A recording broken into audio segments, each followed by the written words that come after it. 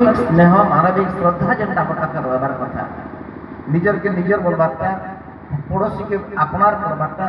समाज लोक मान को निजर बोली भाबबारटा आउ कहार ऊपर विश्वास रखबारटा ये जिनिसटा केबे भी हजी नहीं जाऊ ये जिनिसटा के आम निहाती चिंता करबा जेन दिन विश्वासटा माड़ खाई जीवा जेन दिन आमर भल पाइबाटा माड़ खाई जीवा जेन दिन आम आउ कहा के निजर करबारटा असुविधा पड़ जीवा से दिन आम जेते चेष्टा कले भी समाज को संभालबाटा बहुत भीड़ हो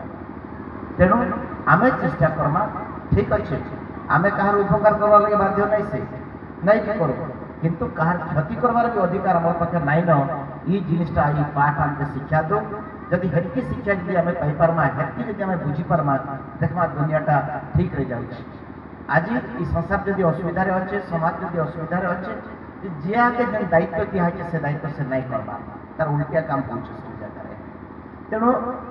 जार काम जदि जी करदे जार पाखु जेनटा समाज आशा करुच्ची मुझ जेन दायित्व अच्छे मुझ जदि से कामटा करदेवी छात्र छात्र काम करवा शिक्षक शिक्षकर काम करबे कवि कविर काम करबे राजनीतिक नेता राजनीतिक काम करबे बोले संसारटा बहुत बढ़िया चलता किंतु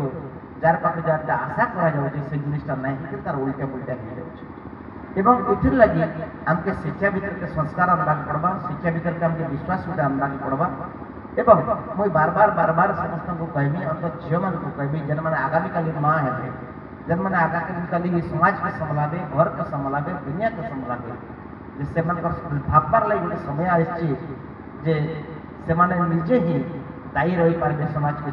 सुंदर करवार लगे समाज में गोटे संस्कार आनबार लगे तेणु आम चेष्टा करमा केन्ता करे ये समाज के ठीक आड़े नहीं पारमा पाठटा आमर असल उद्देश्य जेनटा कि आमके पाठ जेनटा जोगेदेवा पाठर एकला उद्देश्य नुहे कि समस्त चाकरी करके पैसा अर्जन करबे और आम मन रखमा जे आम समस्त चाकरी नहीं पाऊ किंतु चाकरी नहीं पाइले भी पैसा रोजगार नहीं कर पारे भी आम केन मार्गरे गले आम ठीक रही पारमा परिवार को संभल पारमा से आम भावबार अच्छे मोर माँ बाप पाठ नहीं पढ़ी कि मुई पाठ पढ़ली तेणु पाठ पढ़ी माँ बापा कि पाठ शिक्षित होते घर के संभल हेबा ये कथाटा केबे भी भावबार नहीं नए हलधर नागा यार कथा जब आप पढ़े के पाठ पढ़ी से किंतु इहादे खाली ओडिशा नहीं से भारत नहीं से समग्र विश्व में ना कमाई शिक्षित हेबारटा पाठ पढ़बारटा दुटा अलग अलग कथा दुनिया के बुझबारटा अन्य के बुझबारटा समाज के संस्कार आनबारटा इटा डिग्री कि क्वालिफिकेशन कि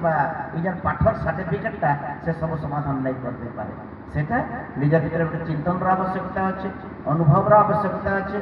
जार माध्यम रे आम समाज को सुंदर कर पारबा मुझे आ विशेष किसी नहीं कहे मोर कार्य व्यस्तता अच्छे कथा देती मुझे जेहेतु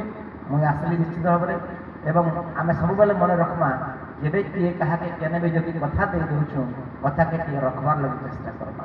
जदि कथा रखा जाई पारबा प्रतिश्रुति रखा जाई पारबा आउ कहा के देथिबार वचन के जदि आम रखी पारमा देखमा जे सेटा रे गोटे हमर लगे बड़ कर्तव्य संपादन बोली के भाबबाके पड़बा आज ये अनुष्ठान समस्त स्टाफ कर्मचारी परिचालना समिति समस्त सदस्य अभिभावक अभिभाविका